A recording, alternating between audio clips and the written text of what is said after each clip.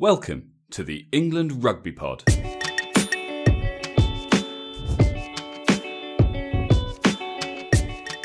Thanks for downloading episode 6. France might have been a surprise, Edinburgh might have made things difficult, but Twickenham, HQ, is where things get back on track. You're listening to the England Rugby Pod, the rugby podcast that believes England will win the World Cup in 2023.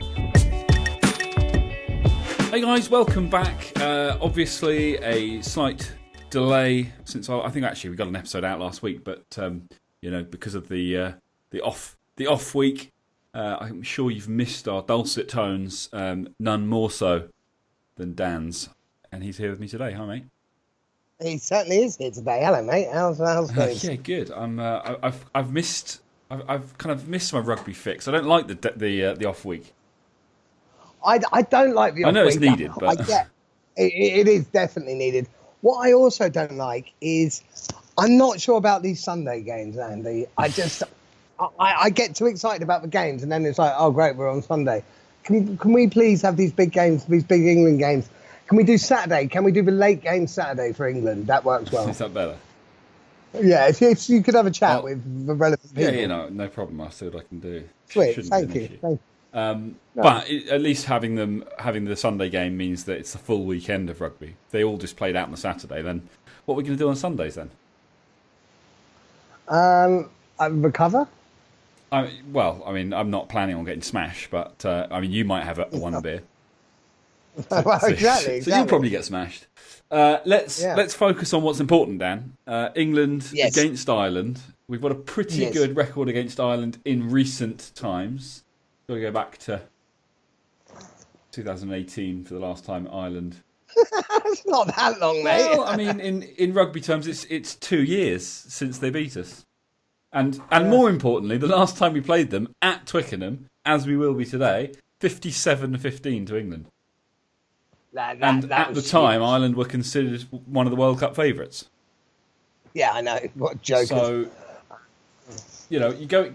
I was thinking about this. Normally, England go into games, as one of the favourites, as the favourite usually, and so we have these oppositions that are kind of like our Achilles heel that we always think, oh, are they going? We're better than them 9 times out of 10, but they raise their game for England. Is this the game? Do you think that Ireland will start to get that feeling when they play England now? Like, not that they're the favourite, but that England seem to do things unexpected. Like putting Manu and Big Joe in the centres and then smashing them 57-15 at Twickenham. Yeah, maybe. It's hard to know. Ireland. To 2018, Ireland were just unbelievable. It was just suddenly like, oh my God, these guys are amazing. And then out of nowhere, they were just. It was just like a wet fart, really. It was just nothing. Yeah, 2017 they beat us by 4. 2018 they beat us by 9. No, they didn't. 9. And then obviously we beat them by 12 in early 2019, and then that trouncing just before the World Cup in the summer last year. So yeah. I think Ireland are worried about England, especially at Twickenham. They had, and I don't just mean this game. I mean generally. Like, has it reached a point where because of that, because they were kind of like one of the top teams in the world, according to the world rankings, according to the way they were performing, according to who they'd beaten, the All Blacks a couple of times, and then England came along and did that to them. And I know that you can kind of say, oh well, World Cup prep and they weren't ready, but it was kind of a turning. It was England in Dublin in the 2019 Six Nations that I think was the turning point, because that was a great game. Because they were the favourites to win that, and England went to Dublin thinking. I can remember us doing the episode on it, and we were, what's a result we're happy with, and it was like, look, it's a World Cup year. We're in Dublin against the. Eddie obviously made a lot about them being the number 1 team in the world or the number 2 team in the world or whatever. But yeah, England just outplayed them. And then, of course, Twickenham is another brutal game, brutal from both sides' point of view. But it's a slightly different looking England side this time around. It is. So that that's something like with what you were saying just there, something to bear in mind. A lot of those players, though, have beaten Ireland, but it's a different, certainly from the first two rounds. And Ireland, the team's not, again, the personnel not necessarily different, but it's very different circumstances that this game is taking place, I feel. Ireland have a brand new coach. Ireland have the misery of their World Cup. England, I think the coach is the coach thing a factor. You know, if Farrell had come in and this was the first time he'd been with these guys and it was all happening for the first time, you know, and he was genuinely brand new, then sure. But he's been with them. He's been involved in the kind of the underlying what's been going on. You know, he was very heavily involved in. Yeah, I'm not pointing the finger at him, but he was very heavily involved in a side that had a massive fall from grace. Does simply saying we're going to take our defence coach, make him our head coach, does that have the same effect as bringing in someone new in terms of looking for change? I mean, I know he's going to have his own take on things and he'll put a slightly different stamp on it, but bottom line is the majority of the guys involved in the Ireland side have worked with Andy Farrell throughout the highs and then subsequent very, very low lows. Yeah, no, I get what you mean, and I think you're right. I don't think it does have the same impact. And that's not to say, by the way, that's not to say that he can't get there. It's not to say that they can't build again. But I think there's a lot of talk about, you know, when new coaches come in. You look at Wales, for example. It's completely new. It's a fresh start, like when Eddie took over the England job, you know, and he got rid of all the backroom staff. It was a new era, if you like, and it was like you got an opportunity now to do something, you know, create something special, and you know they did. It felt like a new start. Yeah, I just wonder whether inside the Ireland camp are they actually feeling like this is fresh and new, or are they just feeling like, oh, you know, the deputy's taken over? Yeah, no, you could be right. And if we look at their results, it's 6Nations. So we got to respect the fact they've played 2-1-2, but they didn't exactly come out firing. I mean, 19-12 against Scotland, they probably should have lost that game. That was in Ireland. And then they beat Wales, and that's a good win, actually. But again, it was in Ireland. And I mean, not again, one of those ones where neither side that good. Yeah. It's a strange one. This Irish team, it wouldn't surprise me if they were just going to be dicks and just raise their game for England. But this is why I mentioned what I did at the beginning, because 100% I would have said that in any other game. That's what teams like to do. It's almost, but I think Ireland. I think having had that little bit of time at the top, and I'm not counting Wales 30 minutes at the top, but Ireland having had their little bit of time at the top.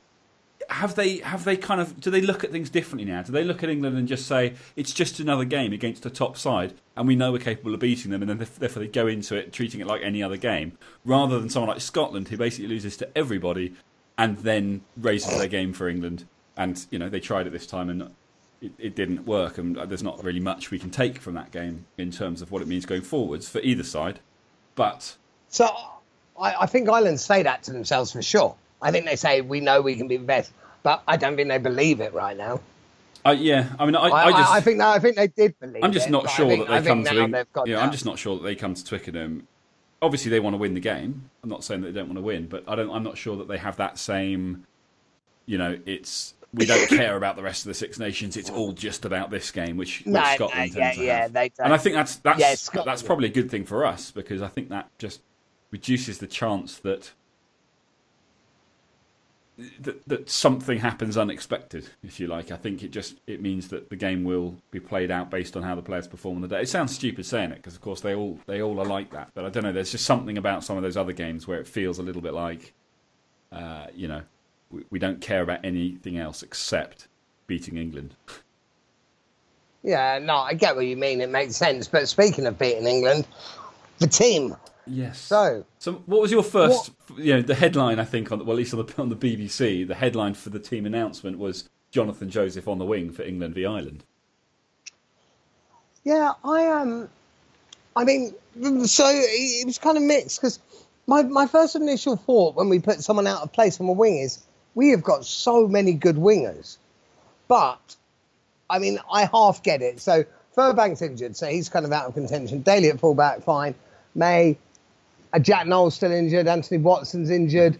I'm not anti JJ on the wing. I think JJ's a good enough player to do the job. I really rate JJ, and I get I'm not at all anti it. I mean, the last time when we did Scotland, when we did Ireland 57-15, we had Manu, we had Farrell at. No, was Farrell rested?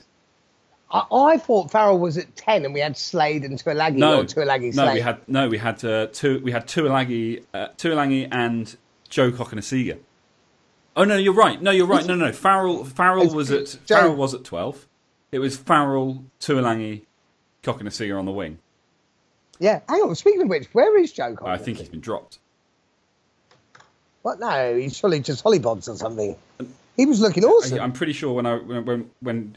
No, yeah, I'm sure you're right. He was one of the few that was actually dropped rather than injured. But I guess watch this. I think Eddie probably just thought, Joe was great with ball in hand running at times, but his defence is a bit weak, and I think that there are better players to play at the very top level.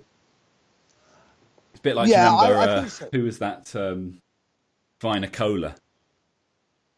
Oh, what, for Gloucester? Yeah, but also for England for about 5 games because he came out, boshed a few people out of the way, scored a few tries, was massive, and everyone got excited. And then it turned out that was all he could do, and that's a bit of a liability against the top teams in the world. You need a bit more than that. But my first reaction was, what the hell is going on? Why are we messing around? And then I was like, do you know what? Actually, Ford, Farrell, Tuilagi, Joseph on one, when you're going one way, with Daly coming in from the fullback, that's quite a dynamic, dangerous lineup. Or Ford, Farrell, Tuilagi, May with his raw pace, and Daly coming in is another, alternative, quite exciting, quite dynamic lineup. So I don't hate it. I don't at all. I think it's a good back line. I'm glad he's recognising that you can't replace Manu with JJ and expect him to play the same game. And so it's clearly he's identified that and gone, okay, that's not going to work. And Slade's on the bench. Yeah, I'm glad to see Slade back. Whether I'm surprised he's on the bench, but purely because he's been out injured so long. I really rate Slade. Where would you put him?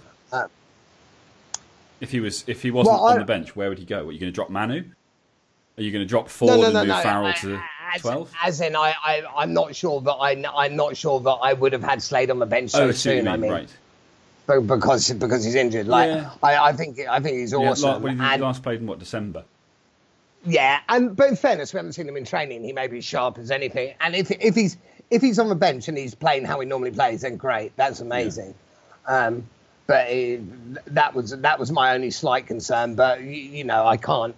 I'm judging that on no knowledge of his current state. So I think you have to assume, don't you, that in this day and age, with all the technology that exists, that if someone's passing a fitness test, it's because they're as good as 100%. They're pretty fit. Yeah. I don't think that they go, oh, you're about 50%, but we'll stick you on the bench because benches only put in 50% anyway. Because of course that's obviously not the case. So I would say he's probably going to be all right. Let's hope he's not a bit rusty. But again, like you say, with all the training and everything, I think they're going to be seeing that he's pretty sharp. And these guys, it's muscle memory now these days, isn't it?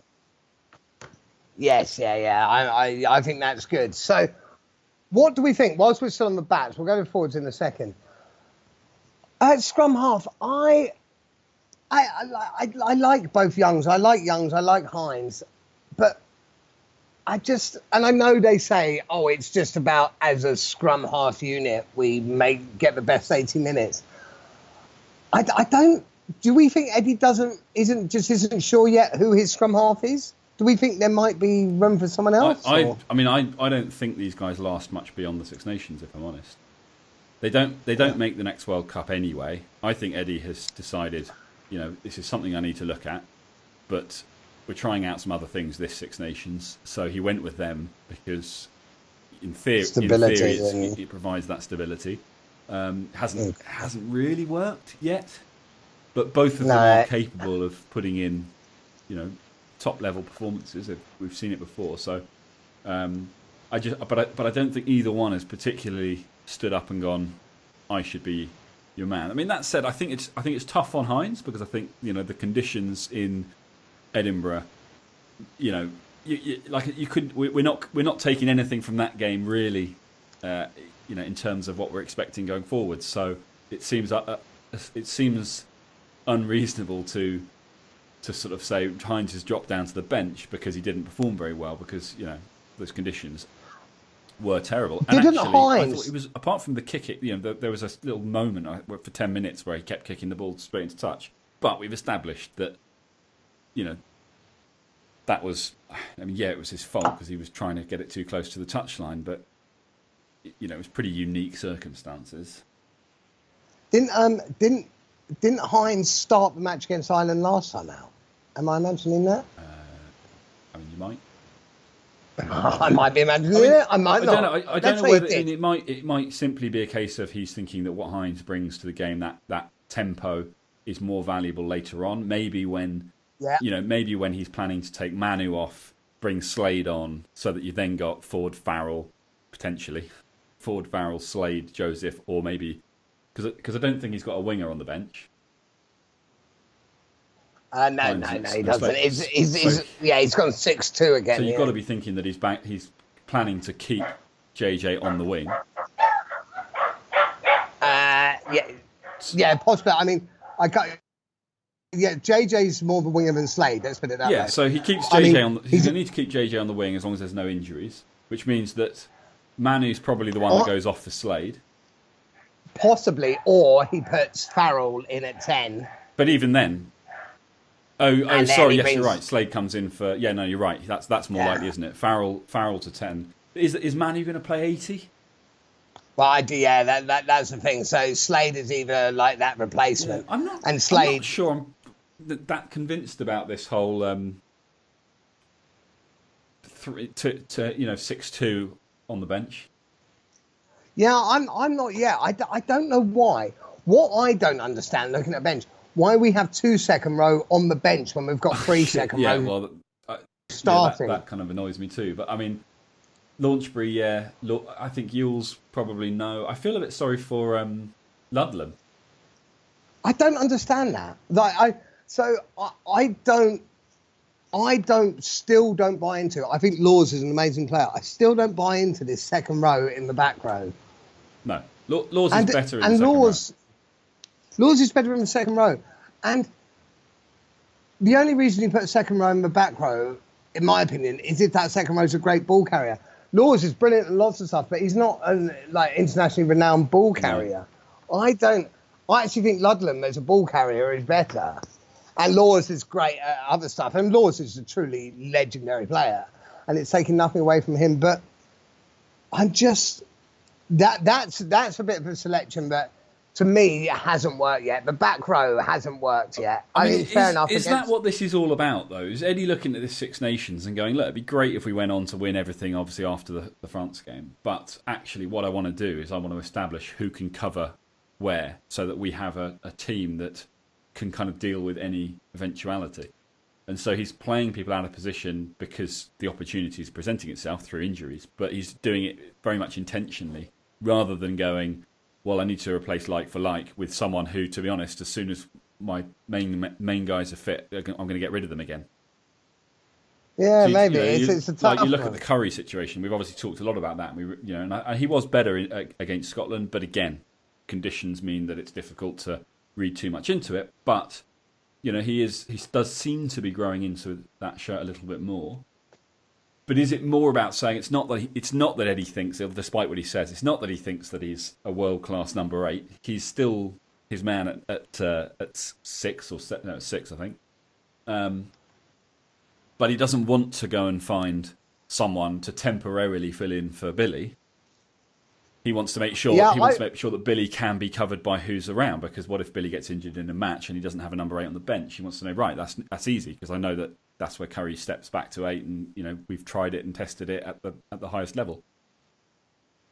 Yeah, I honestly believe that Eddie still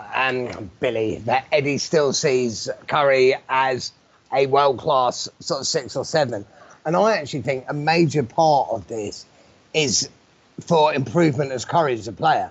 I actually think Curry playing at 8, getting this experience at 8, will help him a better 6 or as 7. a 6. Yeah, and I think that's in Eddie's mind. Yeah, well, it's definitely giving him. It's definitely putting more pressure on him to become more of a ball carrier, and maybe that's a big part of it. He wants him to do what he does, but he also wants him to be a bit more aggressive as a ball carrier. And sticking him in at 8, forcing him to kind of, he's never going to be the same. I think there's about 3 stone difference between him and Billy, and Curry's not small. No, he's getting large, isn't he? He's getting bigger all the time. He reminds me a bit when you see the pictures of. Reminds me a bit of me. I wasn't going to say that. Of Delalio, kind of pre and post professional. Yeah, just gradually getting bigger and bigger. You see him a few years before the professional era, and he's just this sort of lanky young lad, and then you see him later on when he's got no hair left, and he's about 4 times the size, and just looks like he's mutated. He looks like a Bond villain. It's like, what you been up to there, lol? What's been going on? Come on, lad. Just doing a lot of protein and pumping a lot of iron. I'm giving you the down saying protein, Dan. Yes, good idea. But yeah, this back row, second row, and again the 6-2.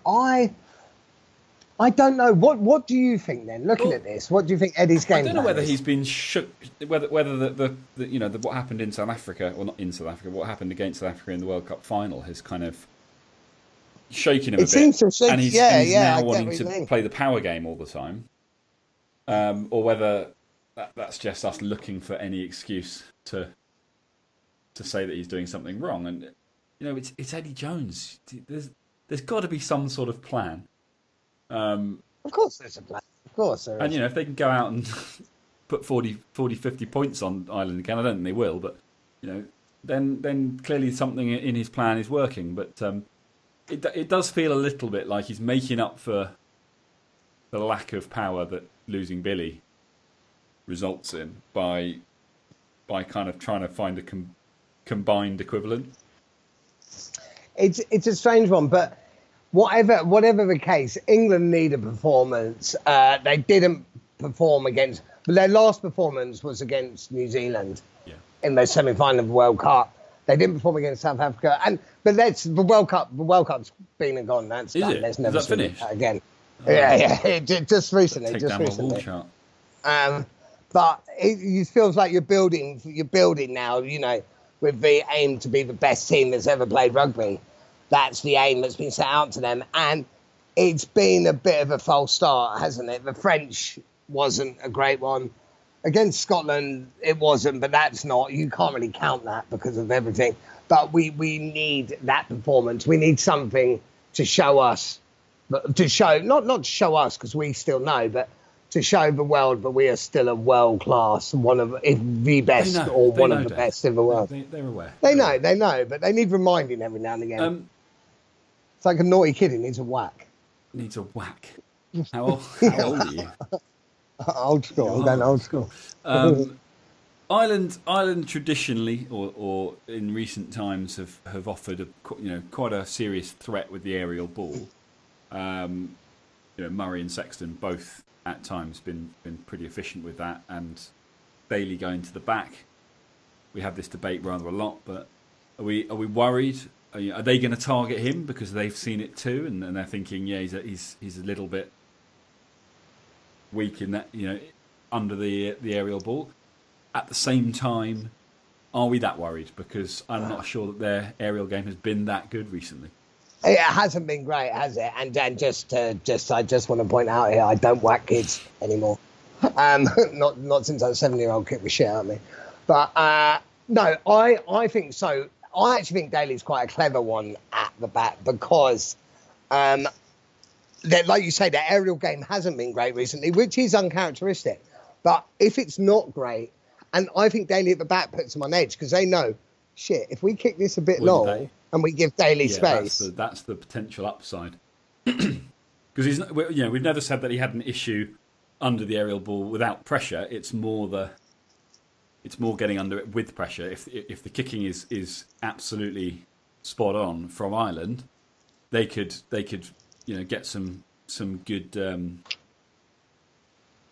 I don't know. They could put some good pressure on Daly and maybe force mistakes. But I like that it pushes him a little bit further back, which means that he probably isn't our main kind of attacking threat when we're kicking. Yes. I've felt like in the last couple of games, I think I said it in both the last couple of episodes, he's always there, but he's never quite in a position to actually try and win the ball. It never really feels like he's in any danger of actually winning the ball. And I think that May is perhaps more... Johnny May's awesome at that. Yeah, more useful when it comes to that. But one slight worry with having JJ on the wing is that, whilst in attack, I'm not worried at all. Defensively, and not because of his tackling, but defensively in terms of his positional play, not having a specialist winger, is that potentially creating problems? This isn't a position that he plays in regularly, and you've got Daly who's sort of playing at the back, but certainly isn't a kind of seasoned vet when it comes to playing fullback. When you're saying does it cause problems, do you mean defensively? Yeah, when Ireland are attacking, is that something they're going to look at and say, look, he might be a threat in attack, but he's not a winger, and therefore his positional play is perhaps going to be a little bit off, and that's an opportunity for Ireland to cause England some problems. One of the great things about JJ outside centre, and I think he can carry to wing, is his defence is awesome. But one of the reasons his defence is awesome is because he's so quick off the mark that when he is out of position, he can normally recover where a lot of people couldn't.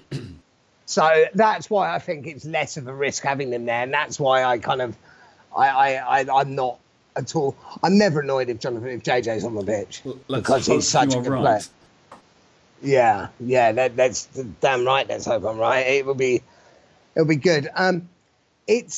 What do you think our game plan is going to be? I hope we really take it to them. I hope we take quick, aggressive ball to them because, fair enough, we couldn't against Scotland. Against France, it was just such slow ball. We didn't seem to commit to the breakdown. Except the first 5 minutes. But now we've got... That's what we need. Yeah, and we can't just rely on Johnny May running in miracle tries all the time. So I hope, and I think this will be the plan, quick ball out to the backs, first phase probably smash up to Tuilagi and then open a bit of space, and then we go, we have that danger out wide. I hope that's our game plan. I suspect it will be. It's exactly what I think we've always wanted, is having Manu with someone with some lightning feet around him. And Farrell as a second fly half in a position to kind of make the decision. It's almost like we're just playing 2 fly halves and then a pair of centres, and we're just not bothering with a wing, except Daly can come along and come. That's what we might see. Daly pushing rather than coming into the line in the middle. He comes in on the end and acts as the winger, and essentially we've got 2 fly halves split, sort of splitting the line up or spreading the ball wide and creating the opportunities that way. But bottom line is, Tuilagi is a threat against any side in the world. And therefore, defences can't take too many chances with him. And usually that means at least 2 people need to cover him. And that in itself creates opportunities. It's why when we had him with Cokanasiga outside him against Ireland last time, it caused so many problems because there were 2 guys in that same kind of category. And there just weren't enough defenders to deal with it. And so they overcommit. And actually, Farrell was very good at distributing the ball. And Tuilagi actually was pretty good at creating those opportunities and a couple of cheeky little offloads. And so, I hope to see him smashing the ball up, and then sometimes with ball in hand and sometimes without, because the ball goes a bit further wide and JJ can do some dancing feet stuff. Yeah, mate. Exactly. I think that's what we're going to go for. Is Sunday? I think Sunday is the day where it all goes right for England, and Ireland, once again, leave Twickenham in a foul mood. Interesting. Are you making a prediction off the back of that? I am making a prediction off the back of that. I'm rather than scoreline, I'm going to go England because I don't know what the weather's situation is going to be yet. I'm going to go England by 8. We just deny them a bonus point. Interesting. I think England by more. Really? Yeah, I'm going to go England by 17.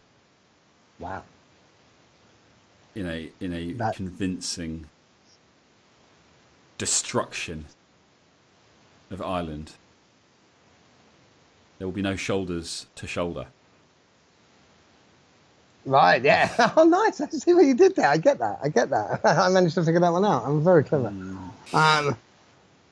But yeah, no, I think right. I've got a good feeling. I feel like England were ready. I feel I still think that the game against France, before the France game, everyone, whether you admit it or not, thought England were saw England as the favourites and assumed that they were going to cause havoc. And then the France game happened, and everyone went, "Oh no, England are rubbish." And they'll be lucky to come mid-table. And the Scotland game hasn't done much because obviously it can't. But there were moments in the Scotland game that I thought, there's definitely a bit more switched on than they were against France. And there were moments in the France game, just very few and far between. But I feel like they're over.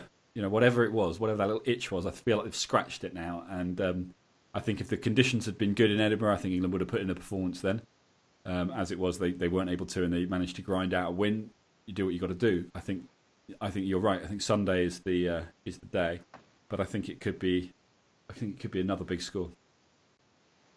And that team says that to me as well. That's quite an attacking. And certainly the back line is pretty.